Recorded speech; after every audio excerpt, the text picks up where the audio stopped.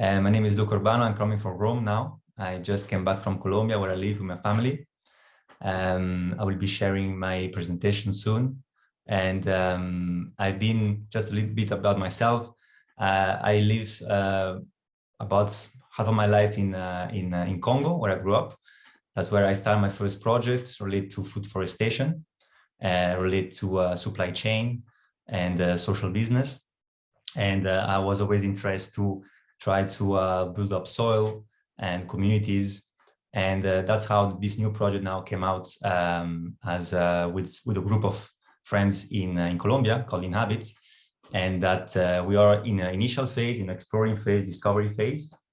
We know there is a lot of things to discover. It's not that easy like producing a food product. I was accustomed to get all the numbers quickly. This is more complicated. So, but I will. It's a pleasure to be here and present the project. So I will open the presentation. So the objective of Inhabit is to regenerate the world soil. And we know that 38% of global cropland soil are degraded because of unsustainable land use. Some people say we have left 50 to 60 years of fertile topsoil, so that enable to produce food and products. So we really need to change the way we use lands to survive as a species. At the same time, we know that we need to make it happen. We need to steer resources in the hands of people that make the work to the land, the stewards, the innovators.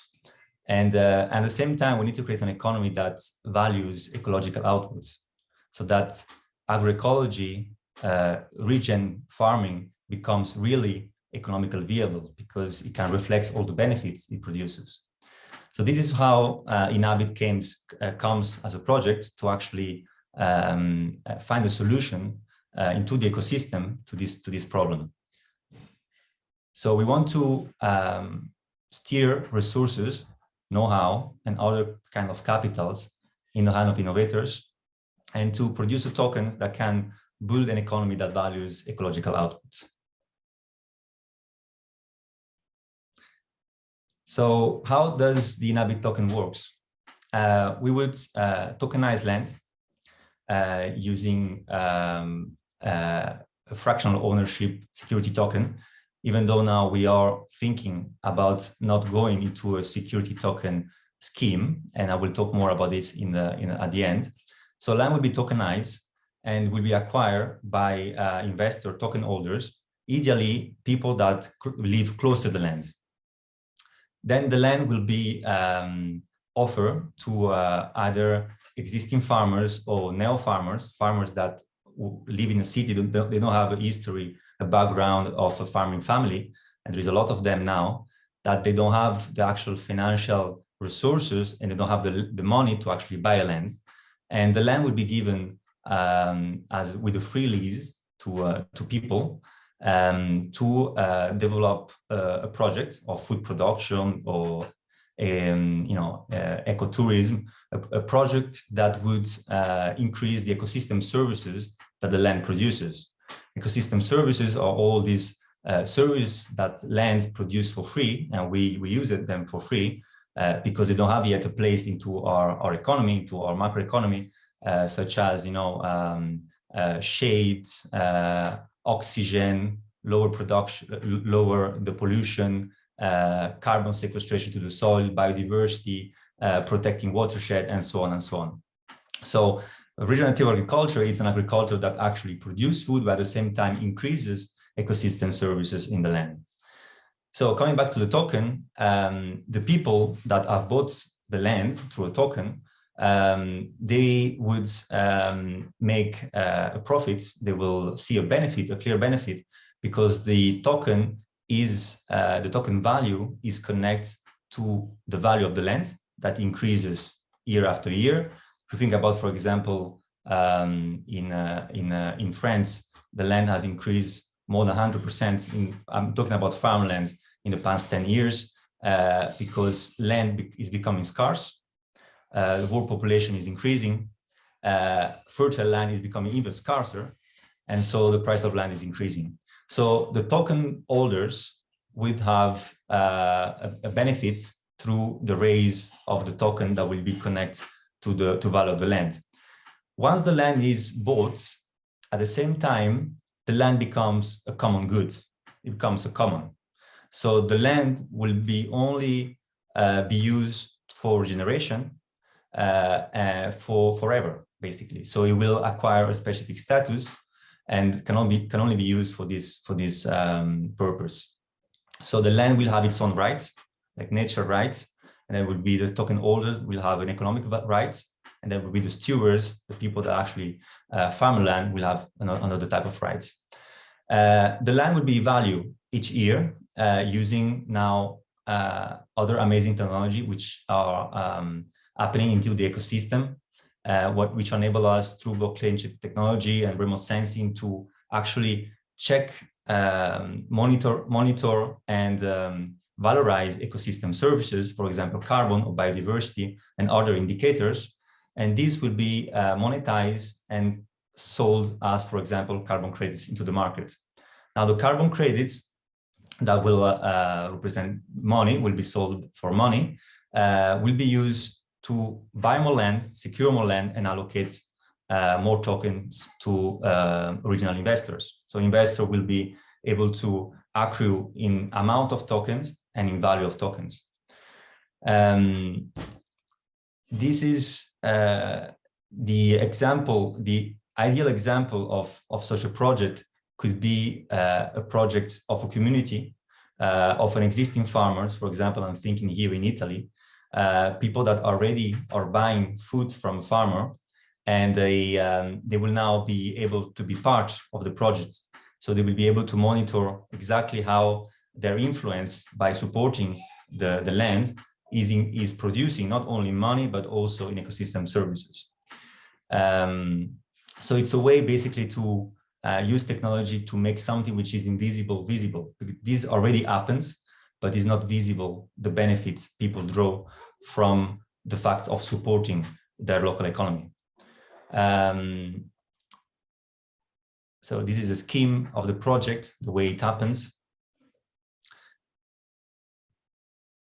In the long term, what we aim to do is to create a blockchain land registry for regenerative commons, so that there is a clear connection between me having a token and owning a piece of land, and to regulate better what are the rights of the lands and the token holders through a ledger. We know that some countries are moving now to actually having their land registry in blockchain ledger, but it hasn't yet happened. So we would like to build kind of parallel to the government ledger, especially for the commons, and then little by little try to hope that the public sector is going towards this innovation and adopt it. So obviously there is a lot of impact, as you can imagine, from an environmental point of view, financial point of view, and social point of view. There is a lot of feedback loops that are created. It's a great opportunity as an investment, both from an asset point of view, technology point of view, and market. Technology because fractional ownership is possible thanks to blockchain. The way we can tokenize real estate was impossible before. It would be impossible for millions of people to actually own a land in a traditional way. It would be more expensive to actually have the legal part and a notary be able to allocate in one land registry name millions of names. But in this way, this is possible and is easy for investor to sell their token into the secondary market. So it makes an asset such as land, which by itself is an illiquid asset, it makes it liquid. It's a great opportunity from a market point of view because natural capital and ecosystem services represent right now 44 trillion in economic value every year. over half of the world GDP is based on natural capital, even though, again, it's not reflected into the economy. The land is increasing in value, so there is a clear case here of a good and long-term investment, because we invest into an intrinsic asset that is becoming scarce. And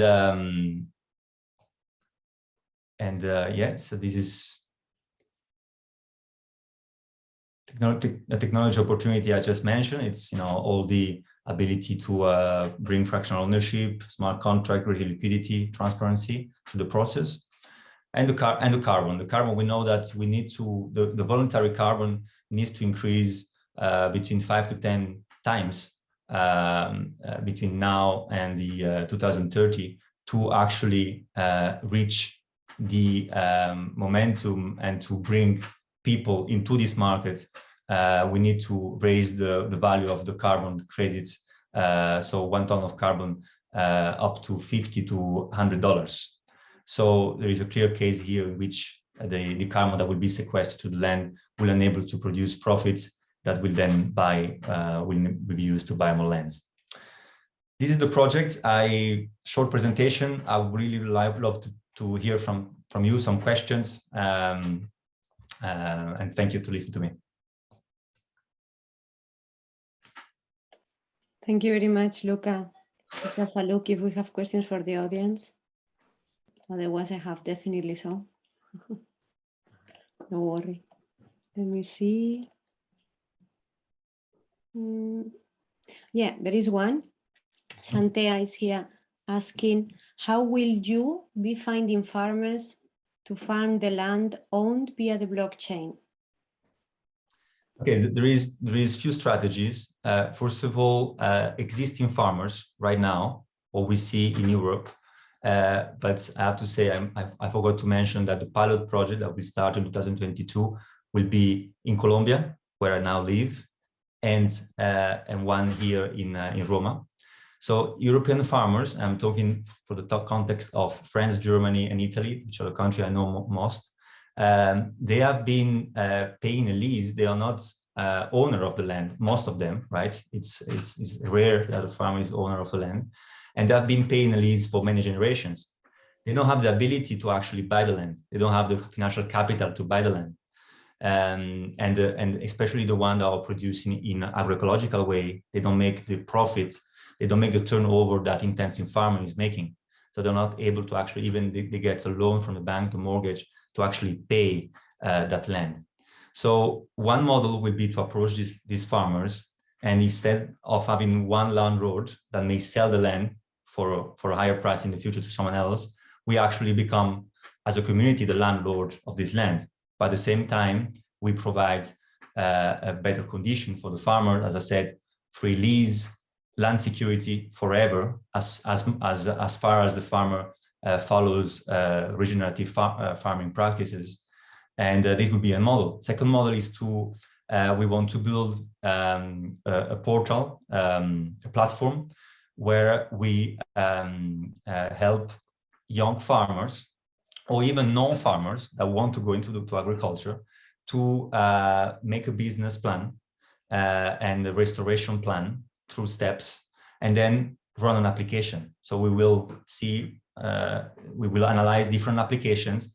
People that have a land, they don't have the money to buy it.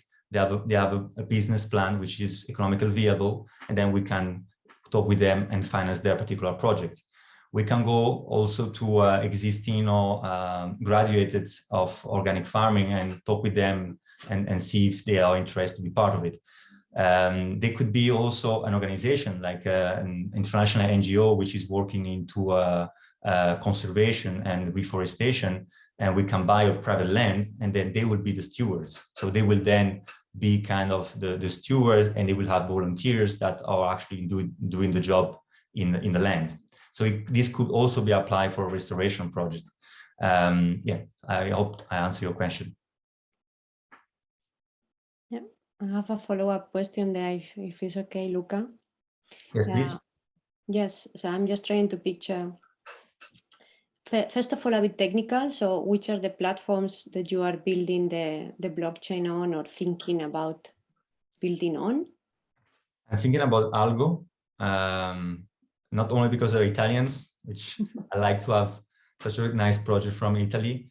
I met them last week, but also because I like generally their projects, the kind of the flexibility of the project. They have now a protocol for assets, where they especially work on NFTs. So that's where I'm looking to now, but I'm open also to other kind of more ecological protocols, you know. Ethereum, it's a solution. We know Ethereum now is still in proof of work. We will have to wait that they are fully in proof of stake to consider it. It would be easier in many ways. So yeah, does that answer your question? That does. And I have seen a follow-up from Sandea. Thanks for that. So then she said that, yeah, you help answering the question. And the question is this token available now? And if so, on what exchange? I hope. A very good question.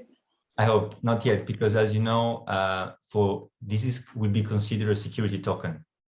A security token have to cope with specific, depending on the jurisdiction in which you launch it or in which you want to offer it, you have to cope with that law. And it's not yet clear the way it must happen. I know the way it must happen now, but law can change anytime. And that will have to be listed in a security token platform. We hope to offer the first pilot, kind of the first token in 2022. Yeah. This is the idea. I will show you now a bit our roadmap here. Right now we are into the design phase. There's token structuring happening, and the pilot will start around July 2022. What I want to say, yeah, this is the idea. Yeah. So you have already some followers. Yeah, go ahead, you have a question. Yeah, thanks, Luca. It's so cool that our roads cross again, and this time in the blockchain space. Yay! So maybe you can share with the audience, you know, what made you actually, you've been in marketing for quite a long time, mentioned earlier, like an expert in that kind of borderless and so on way of thinking, community building and thinking in an entrepreneurial way. Maybe you can share with us what are, in your views, actually the drivers that made you go looking into Web3, Internet of Value solutions? Well, before Web3, you had an idea and it was utopia. Now all idea can be realized. Not all, but a lot of them. Like it's a fertile ground, as you know. So it's amazing the way just a tool can enable creation to happen. So obviously, here we're talking about creating a new economical model, incentivation mechanism, which is somehow something that normally the public sector should do. So you act a bit as a public sector, and at the same time you're the private sector. So there is this. I see it as a melting between what normally the third sector, the public sector, and the private sector do, and now it comes all together. And I also love this culture of collaboration that exists into the blockchain world, which is amazing. Feeling really part of an ecosystem. And again, we feel that what we are actually offering is just a little bit part into an ecosystem that is now happening. I'm thinking about new projects, amazing projects are starting on carbon and ecosystem service, monitoring, evaluation, and other people that are building local currency for communities. And all these can be connected, and all these people want to work together. There is a really win-win culture that it's arising now in this world, which we love to work with. Yeah, then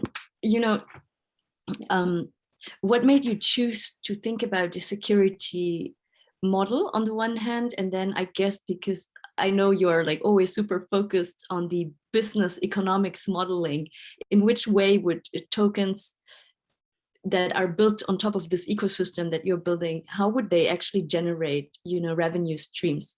What is something that the community who holds that token can participate in?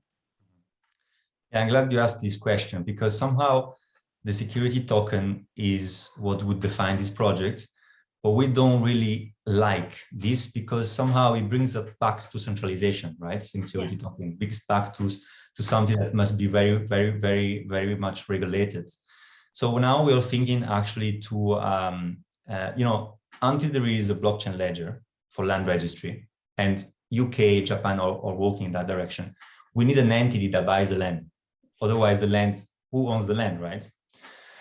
So the idea is to actually obviously buy the land, probably with a foundation, a non-for-profit, that has specific articles that reflects the smart contract, but then have a DAO where there is the ownership happening. So we detach, we don't have to comply with security laws, and we are much more flexible to make it happen.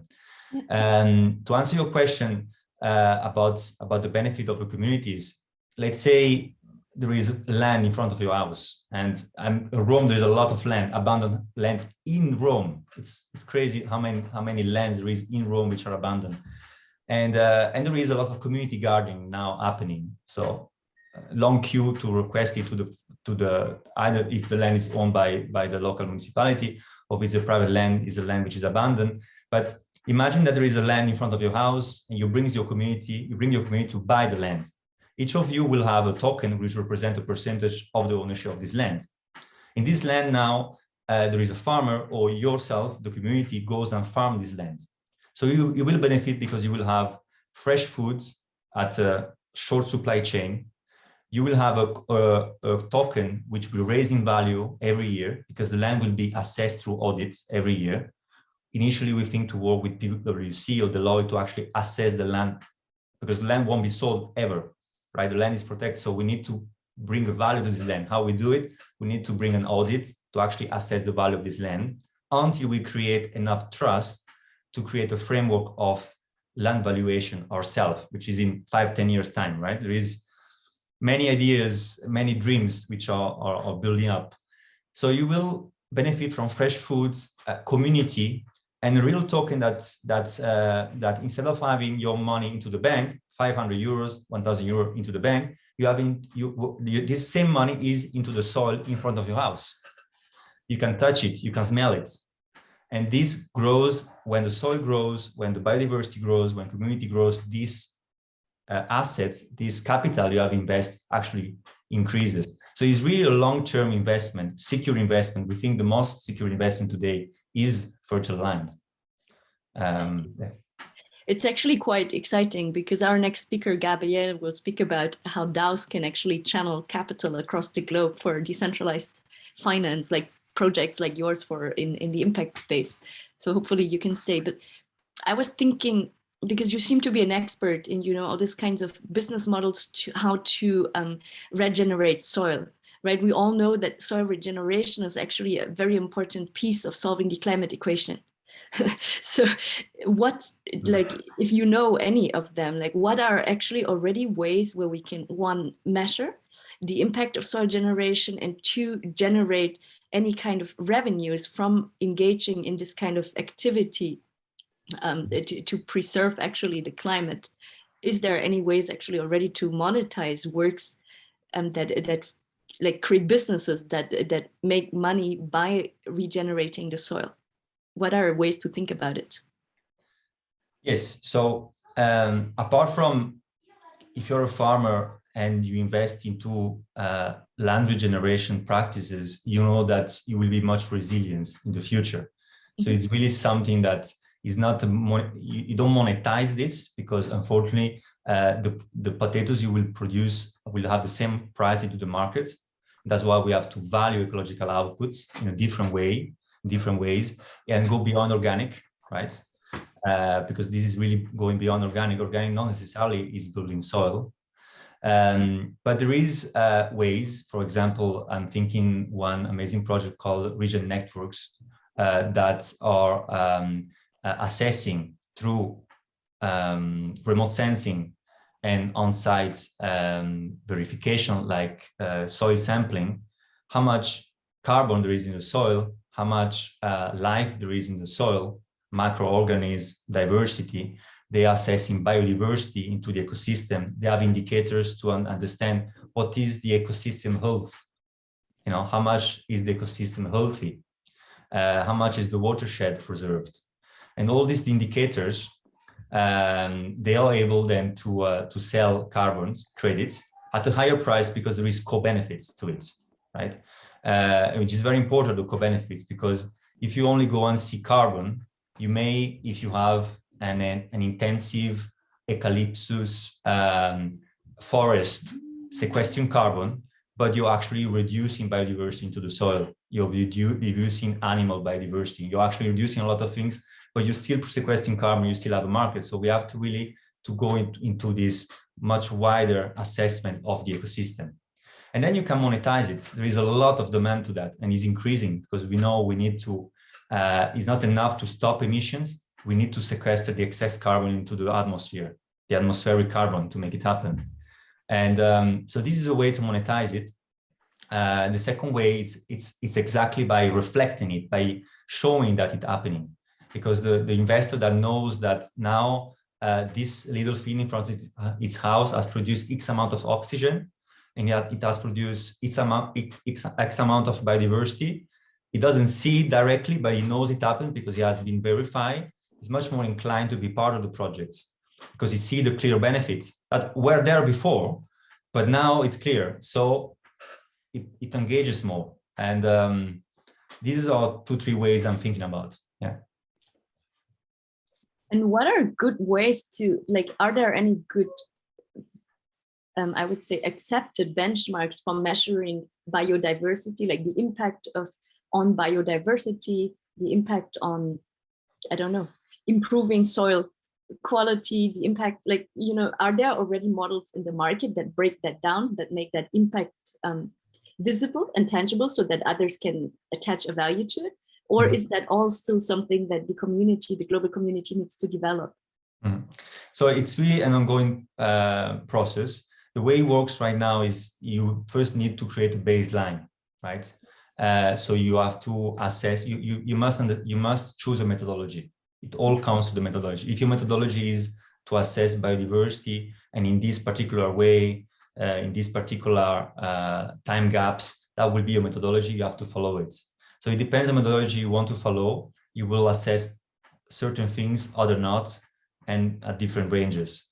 But the first thing you need to do is to have a baseline. So let's say the baseline, and the baseline will be 0. Even though your soil is very rich, your baseline will be 0, right? And then next year, you will come again with the same methodology, the same way of assessing it, and you get to, let's say, 10, right? From 0 to 10.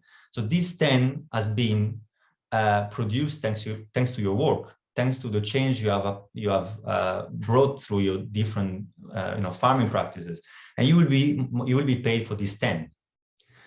So if you start with degraded soil or fertile soil, is the same. You start from 0, and there is not there are standards, but we are seeing that the best way is actually to develop your own methodology, because the methodology you develop follows also your vision. And how to say, a diversity of methodology enables to create this competition, which we need to who is making it best, right? I'm also assessing microorganisms in the soil. I'm assessing fungus, and so that will create this diversity that we need to actually make it best. We will never be able to assess everything, and actually it's so much complex, right? What we think. And for example, one thing that we want to work on, another dream we have, is to have a measure of complexity. You know, if you think about natural succession in land, let's say you have a land and you leave it for itself, this land will become a forest, unless it's really desert, but it will become forest. In many years, like 100 years, it will become a forest. But now there is a way to accelerate the natural succession and to bring a forest with all this diversity in a period of time which is much shorter.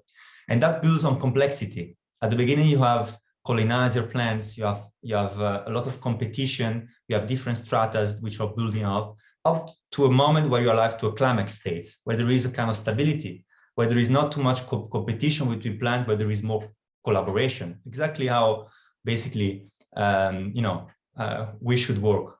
And maybe there is a measure of complexity. maybe there is a measure of future stability. Let's say we can say to us, okay, the climate state of this land is 100. This is the future stability. How much do we need to work to reach this future stability, right? And this could be also translated to the token. Instead of having a stable coin, why not having a future stability coin, right? So a token that must reach a stability. And we're also thinking, brainstorming into this. Yeah. Hey, Luca, may I have another question? Yes. Yeah, I think so. So I wanted to ask you, because you said initially your model is going to be centralized because it's a security. I was wondering how you are going to perhaps even consider partnering with some certified centralized organizations to actually accelerate this. So how do you see that? Because and if you can unpack a bit more the decentralized and centralized link that you could see creating, because you can actually work in two parallel ways to accelerate it more, I would say, but just thinking about your views. So like it's we need to buy the land with an organization, right? We can also the way we want to do it is that we will create different tokens for different communities, because at one point this same token could become a governance token, so communities can also have a say into the way things are done, but provided again the land is protected and regenerated. But we can also then have a token which represent an aggregation of different projects to diversify the risk. But at the end of the day, the land must be bought by someone, and this could be multiple organizations that must be a juridic like how can I say a company or an organization, like not a human but an organization. But the idea is that the flexibility of it is that a DAO, which doesn't have a real legal entity connected to that, can manage the different tokens from a more abstract point of view. So yeah, this is now I the get way. it. And now I think I understand a bit better. So indeed, you can build on what is existing, improve it with the technology and the proposition, and then after that is clear, then the people who are actually in the community can even go beyond and incentivize the richness. No, excellent. Thank you. Each token could be customized according to the communities. I mean, at one point, we will introduce a governance possibility for the community to manage to have a say in the way the land is used, step by step. But we know that we need to start with a very simple model, and then increase complexity. Very good. Thank you very much. I think I'm gonna wrap up. Just gonna come to the next speaker. Thank you, Luca. You're more than welcome to stay. I think it's gonna be an interesting talk as well. Yes, so please. I will say one more. Yeah, super. Thank you very much. Thank you. Thank you. Thank you.